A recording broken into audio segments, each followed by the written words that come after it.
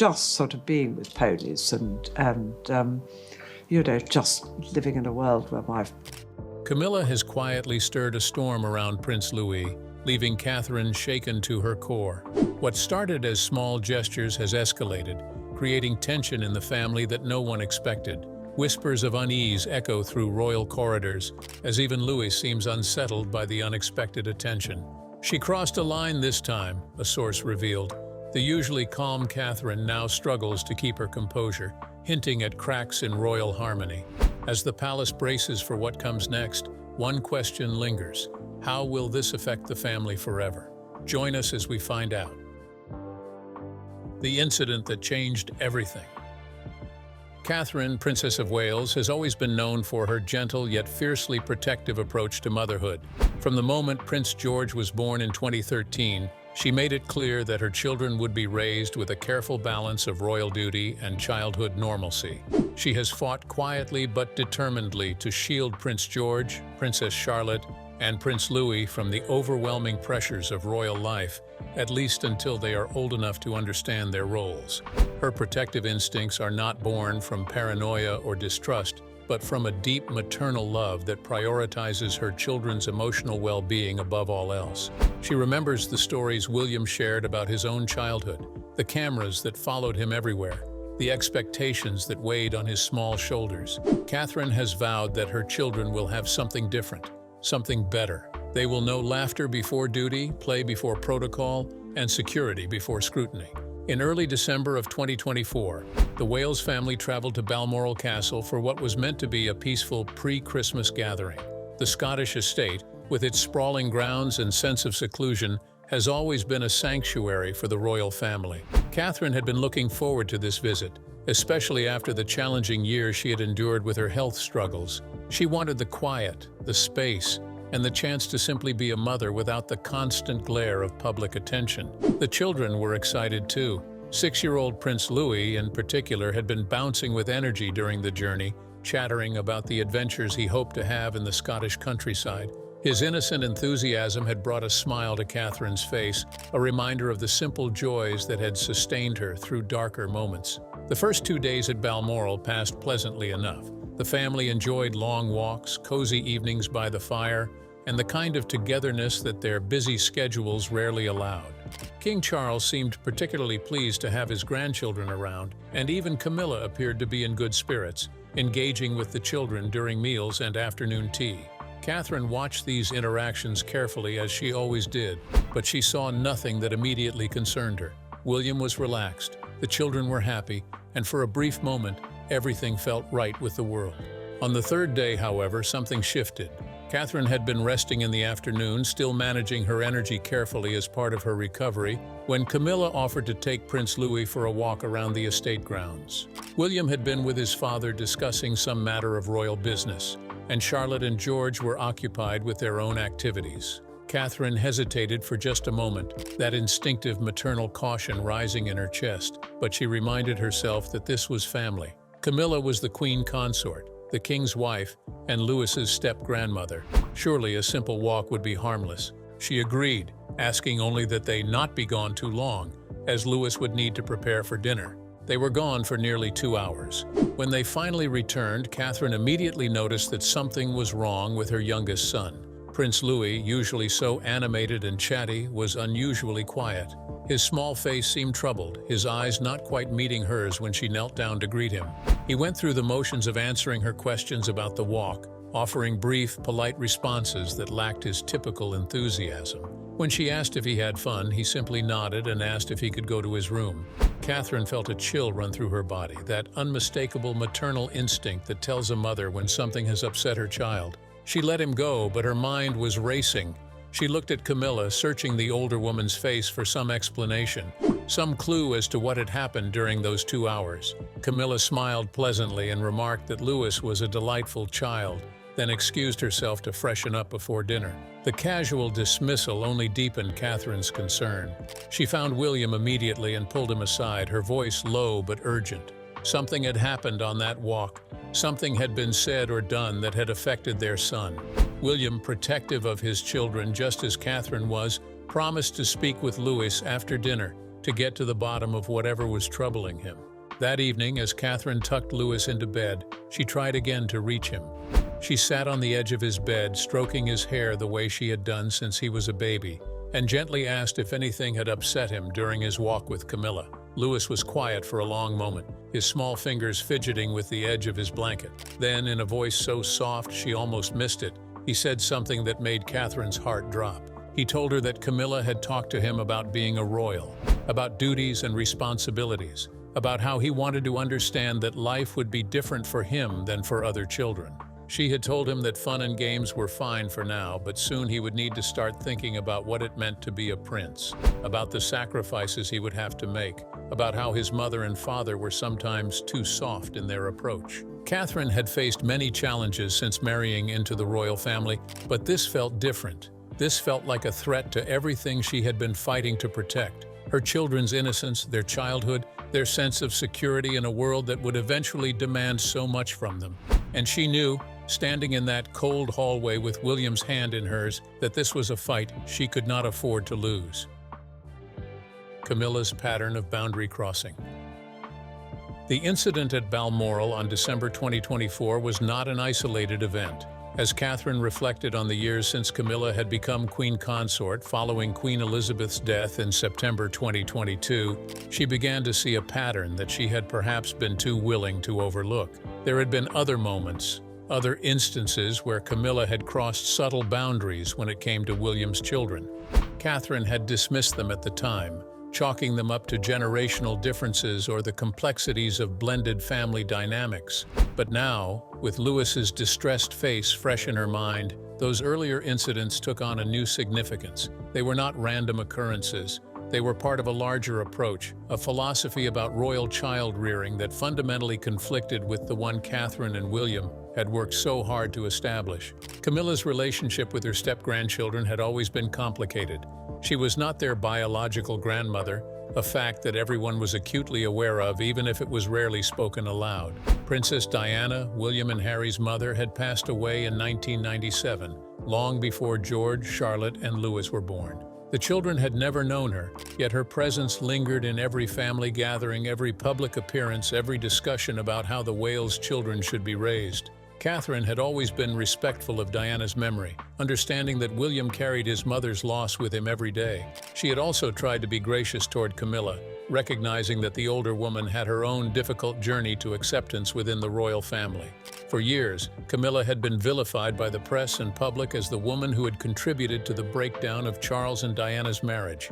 Her elevation to Queen Consort upon Charles's ascension to the throne in 2022 had been controversial, though time had softened some of the public's harsh judgment. But being respectful of Camilla's position did not mean accepting her interference in how Catherine and William chose to raise their children. The first incident that Catherine could now identify as problematic had occurred in the spring of 2023, just months after Charles's coronation. The family had gathered at Windsor Castle for a private celebration, and 8-year-old Princess Charlotte had been excitedly showing everyone a painting she had done at school. It was a colorful, imaginative piece, depicting a fantasy castle with dragons and princesses, the kind of artwork that any proud parent would cherish. Catherine had been beaming with pride, praising Charlotte's creativity and asking her to explain all the details of her creation. Camilla had looked at the painting and made what seemed like an offhand comment about how Charlotte would need to focus more on practical skills rather than fanciful drawings as she got older. She had suggested that perhaps Charlotte should be taking more serious art lessons, learning proper technique and classical styles, rather than wasting time on childish fantasies. There was the incident with Prince George in the summer of 2023. The future king, then 10 years old, had expressed interest in learning to play the drums after hearing a street musician during a visit to a London market. Catherine had thought it was wonderful, a sign of George's developing musical interests and his ability to be inspired by ordinary life. William had agreed, and they had arranged for George to have informal drum lessons, nothing too structured, just enough to let him explore this new passion. Camilla had questioned this decision during a family dinner, suggesting that the drums were not an appropriate instrument for the future monarch. She had recommended piano instead, or perhaps violin, something more refined and suitable for state occasions. She had pointed out that Charles had been trained in classical instruments and that George should follow that tradition. Catherine had felt her jaw tighten during that conversation. She had responded calmly but firmly that George would learn whatever instrument brought him joy, and that his future role as king did not mean he had to sacrifice his personal interests in childhood. William had supported her completely, and the matter had been dropped, but Catherine could see the disapproval in Camilla's eyes. It was clear that the Queen Consort believed Catherine and William were being too lenient, too modern, too willing to let their children deviate from traditional royal upbringing. And while Catherine could understand that Camilla's views were shaped by her own experiences and observations of royal life, she could not accept them being imposed on her children. The most troubling pattern, however, was Camilla's tendency to speak to the children about duty and obligation in ways that Catherine felt were age inappropriate. There had been several occasions where Catherine had overheard Camilla telling George about the weight of responsibility he would carry, about the sacrifices he would need to make, about how every choice he made would be scrutinized by history. These were not gentle, encouraging conversations about the honor of service. They were heavy, almost burdensome discussions that seemed designed to impress upon a young boy the seriousness of his future role. Catherine understood that George would need to be prepared for kingship eventually, but he was still a child. There would be time enough for those weightier conversations when he was older, when he had the emotional maturity to process them without being overwhelmed. Camilla's approach to royal grandparenting was fundamentally different from what Catherine and William envisioned for their children, where Catherine emphasized love, security, and childhood joy. Camilla seemed to emphasize preparation, duty, and the early acceptance of royal limitations. It was the difference between letting a child climb a tree and worry about the scraped knees later versus warning them about every possible danger before they even started climbing. Both approaches came from a place of caring. Catherine could acknowledge that, but only one of them allowed children to truly be children. And Catherine had fought too hard, sacrificed too much of her own privacy and freedom to let anyone take that away from George, Charlotte, and Louis. As Catherine lay awake that night at Balmoral, listening to the wind howl across the Scottish moors, she realized that this was about more than one inappropriate conversation. This was about establishing clear boundaries for her children's upbringing, about protecting their right to a childhood that was not consumed by duty before they were ready. This was about standing up to a pattern of interference that had been building for years. And this was about making it clear that while she respected Camilla's position as Queen Consort, she would not allow anyone, regardless of their title or status, to undermine her role as a mother. The fight that lay ahead would be difficult. It would require careful navigation of family politics, delicate conversations, and possibly some very uncomfortable confrontations. But for her children, Catherine was prepared to face it all. Because being a princess, being a future queen, none of that mattered as much as being a mother. And a mother's first duty is always to protect her children, no matter what battles that might require. Catherine's private struggle. The incident with Prince Louis at Balmoral came at a particularly vulnerable time for Catherine. Throughout 2024, she had been battling a serious health crisis that had shaken her to her core and forced her to confront her own mortality in ways she had never imagined. Earlier that year, she had undergone abdominal surgery, and the subsequent diagnosis had turned her world upside down. The details of her condition had been kept largely private, as was her right and preference, but those closest to her knew that she had been through hell. The treatments, the uncertainty, the fear that gripped her heart every time she thought about her children growing up without her, all of it had left scars that were not visible to the public eye, but were deeply felt by Catherine herself. By December, she was recovering well, her doctors cautiously optimistic about her prognosis, but the experience had fundamentally changed her. She was not the same woman who had entered that hospital at the beginning of the year. The illness had stripped away so many of the superficial concerns that had once occupied her thoughts and left her with a crystalline clarity about what truly mattered: her children, her marriage, her family's well-being. Everything else, the public appearances, the diplomatic duties, the careful management of her public image, faded into insignificance when compared to the fierce, primal need to be present for George, Charlotte, and Louis, to watch them grow, to guide them, to protect them from anything that might harm them, physically or emotionally. This heightened protective instinct was not something Catherine could control or moderate. It was visceral, almost overwhelming at times. When she looked at her children now, she did not just see their beautiful faces and bright futures. She saw every scraped knee she might miss, every school play she might not attend, every heartbreak she might not be there to soothe. The illness had taught her that nothing in life is guaranteed, that the time we have with the people we love is precious and finite. It had also taught her that she could not afford to be passive or accommodating when it came to her children's well-being. There was no room for politeness or social niceties when something threatened the emotional security of her family. And what Camilla had done to Louis, burdening a 6-year-old boy with talk of duty and sacrifice while Catherine was still recovering from her own battle, felt like a profound violation of trust during her most vulnerable period. Her conversations with William during this period became a lifeline. He was the only person who truly understood the depth of her fear and frustration, the only person with whom she could be completely honest about how fragile she still felt, both physically and emotionally. Late at night, they would talk in hushed voices about the Balmoral incident, about Camilla's pattern of interference, about how to move forward without causing a family rupture that could have far-reaching consequences. William held her when the emotions became too much, when the tears came unbidden, and she felt like she was failing her children by not being strong enough to handle the situation with more grace.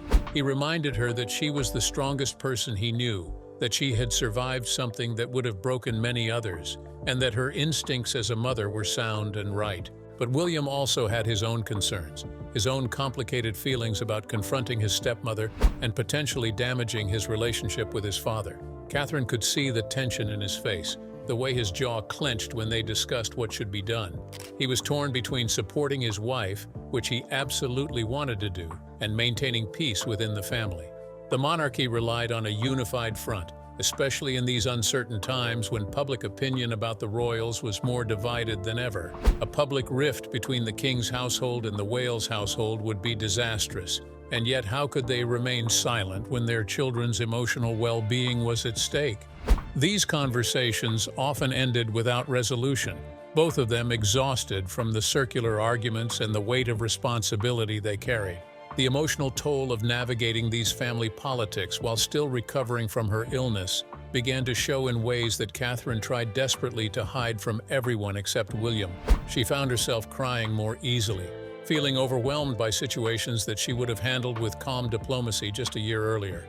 Her energy levels, though improving, were still not what they once were, and the stress of the situation with Camilla left her feeling depleted and drained.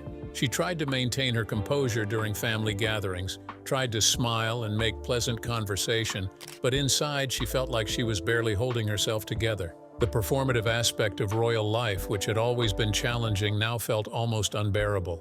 How could she sit across from Camilla at a formal dinner and make polite small talk when she wanted to stand up and demand an explanation for what had been said to her son? Catherine also struggled with guilt, a nagging feeling that perhaps she was being too sensitive, too protective, too unwilling to accept that different people had different approaches to interacting with children.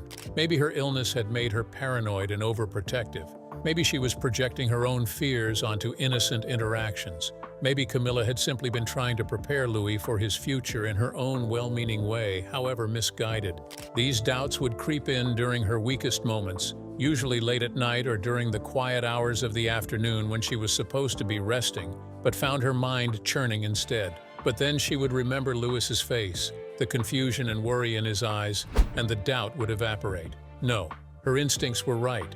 A 6-year-old child should not be told that his parents are too soft, that fun and games are temporary indulgences, that duty and sacrifice are waiting just around the corner. That was not preparation. That was theft of innocence. William became her anchor during these turbulent weeks. He would sit with her in their private quarters at Kensington Palace after the children were asleep, and they would strategize about how to handle the situation. They discussed having a direct conversation with Camilla, asking her to respect their parenting boundaries. They considered speaking with King Charles first, hoping that he might intervene on their behalf. They even contemplated simply limiting the children's time with Camilla, creating distance without explicitly addressing the issue. Each option had its drawbacks. A direct conversation might lead to defensiveness and denial. Involving Charles might force him to choose sides in a way that could damage his relationship with his son. Creating distance would be noticed and commented upon, potentially leading to press speculation about family tensions. There was no perfect solution, no way to protect their children without risking some kind of fallout. What kept Catherine going? What gave her the strength to face each day despite the exhaustion and emotional turmoil was the certainty that she was fighting for something that mattered more than anything else. Her children deserved to have their childhood protected. They deserved to be seen as individuals with their own needs and vulnerabilities, not just as royal assets to be shaped and molded according to tradition and expectation.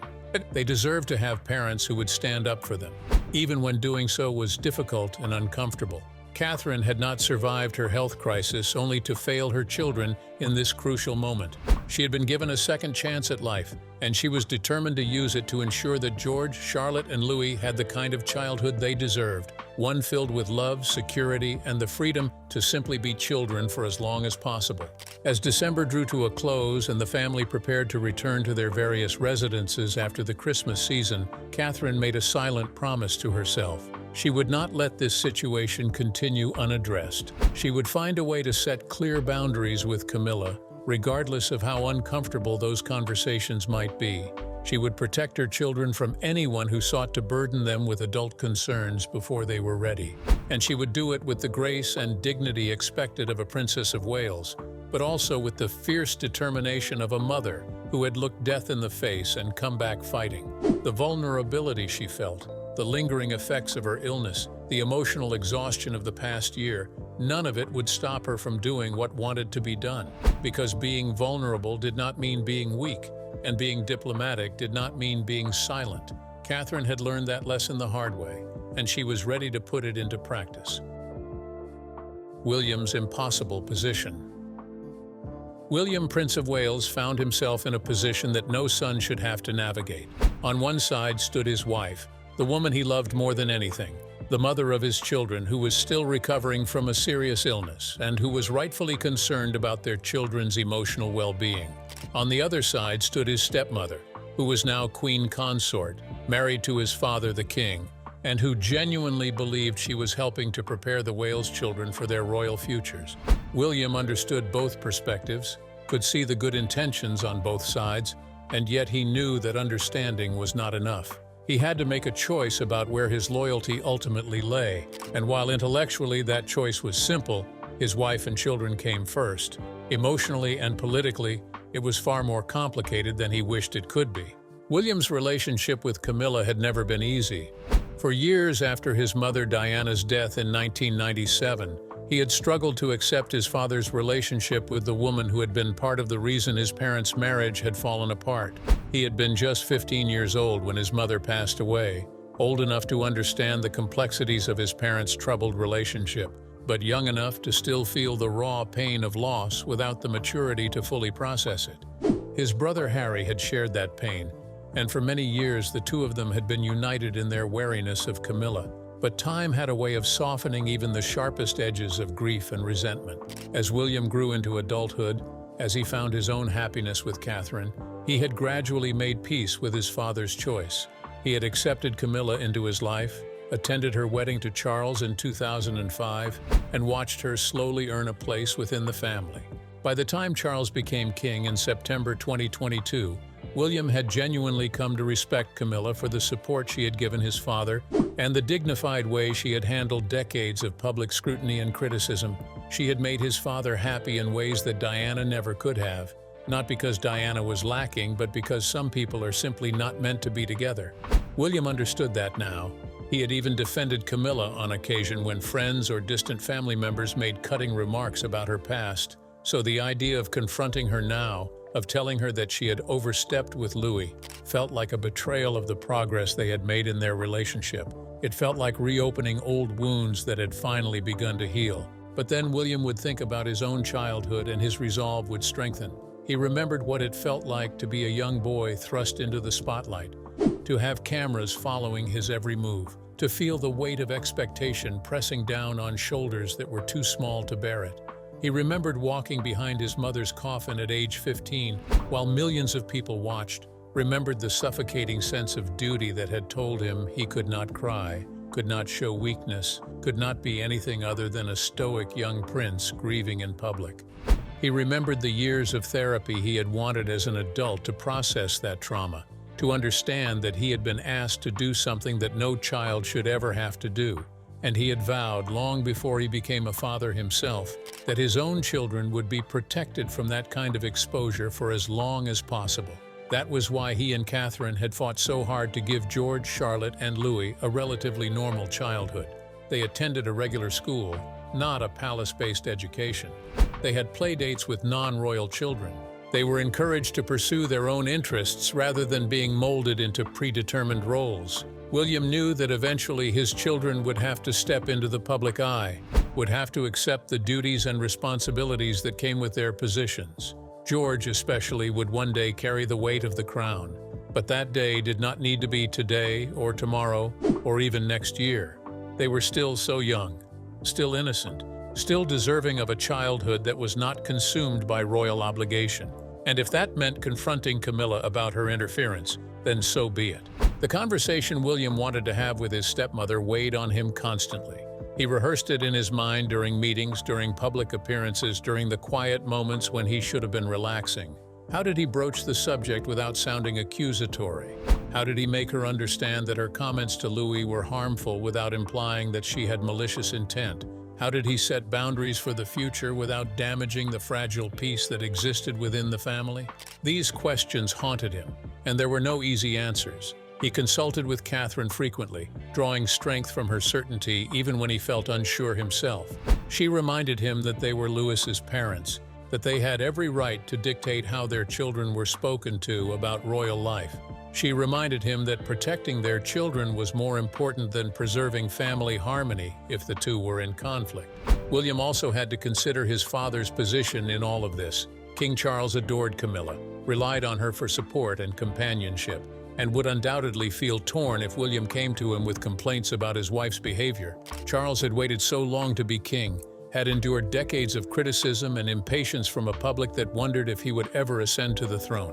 Now that he was finally king, the last thing he wanted was family drama threatening the stability of his reign. William understood this. He loved his father and wanted him to succeed as monarch, but he also could not stand by and watch his children be subjected to the same kind of early pressure that had made his own childhood so difficult. There had to be a middle ground. A way to address the situation with Camilla without forcing Charles to choose between his wife and his son. The private confrontation William finally had with Camilla took place in mid-December, just days after the Balmoral incident. He had requested a private meeting with her, just the two of them, in one of the smaller sitting rooms at the Scottish estate. Camilla had agreed, seemingly unaware of the tension that was about to unfold. When they sat down, William found himself looking at a woman who appeared genuinely confused about why he had requested this meeting. That made what he had to say even harder. He began carefully, thanking her for her care and attention toward his children, acknowledging that he knew she meant well. But then he explained, as gently as he could, that the conversation she had with Louis had upset him deeply.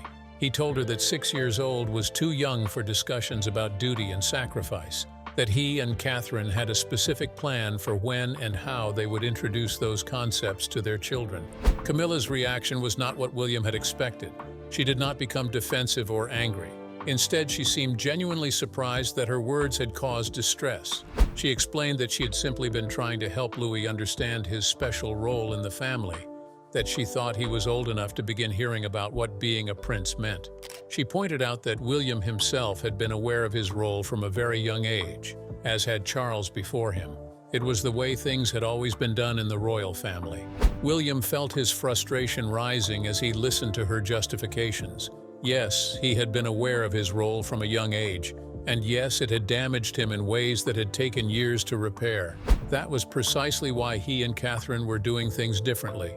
He told Camilla this as calmly as he could, explaining that times had changed, that understanding of childhood development had evolved, that protecting his children's mental health was more important to him than maintaining tradition. The conversation ended without a clear resolution. Camilla agreed to be more mindful in the future, but William could tell she did not fully understand why he was so upset. There was a generational gap that could not be easily bridged, a fundamental difference in philosophy about how royal children should be raised. As William left that meeting, he felt a mixture of relief and dissatisfaction. He had stood up for his family, had set a boundary, but he was not confident that Camilla would truly change her approach. And he knew that this was just the first of many difficult conversations that lay ahead. The balance between family harmony and his children's well-being was more delicate than he had realized, and maintaining it would require constant vigilance and the willingness to have uncomfortable confrontations when necessary. For his children, for Catherine, and for the kind of family life they were trying to build, William was prepared to do whatever it took. The palace's hidden crisis. Behind the carefully maintained facade of royal unity, a crisis was brewing that threatened to expose fault lines within the family that had been decades in the making. In the days following William's private confrontation with Camilla, a series of urgent meetings took place in the wood-paneled rooms of Balmoral and later at Buckingham Palace. These were not formal gatherings recorded in the court circular, but rather hushed conversations between key players who understood that something wanted to be resolved before it spiraled into a public relations nightmare. Private secretaries exchanged concerned glances across conference tables. Senior advisors drafted and redrafted talking points that might help bridge the growing divide between the king's household and the Wales household. Everyone involved understood the delicate nature of what they were dealing with. A family dispute that could have constitutional implications if not handled with extreme care. King Charles found himself in the most uncomfortable position of all. His son had come to him in late December, just before the family was set to disperse for various engagements, and explained the situation with Louis and Camilla.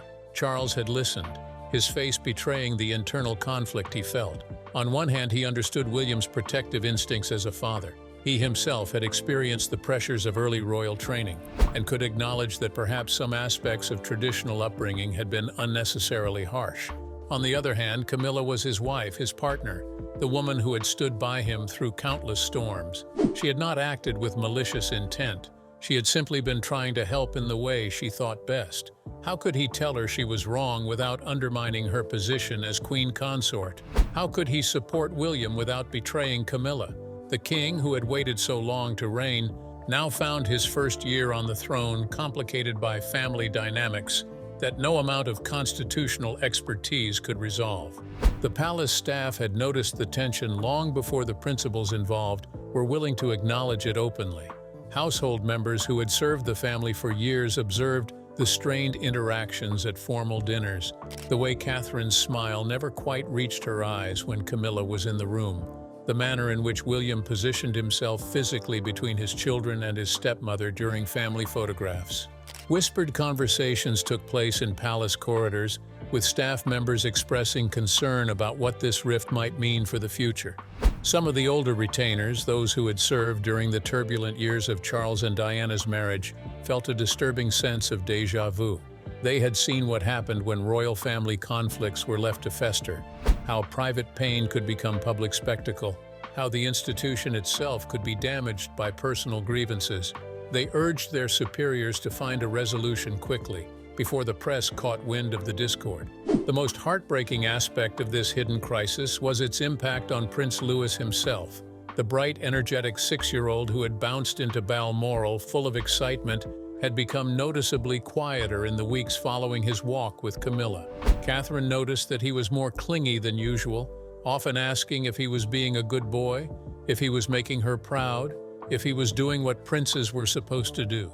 These questions broke her heart because they revealed that Camilla's words had taken root in his young mind, creating anxieties that had not existed before.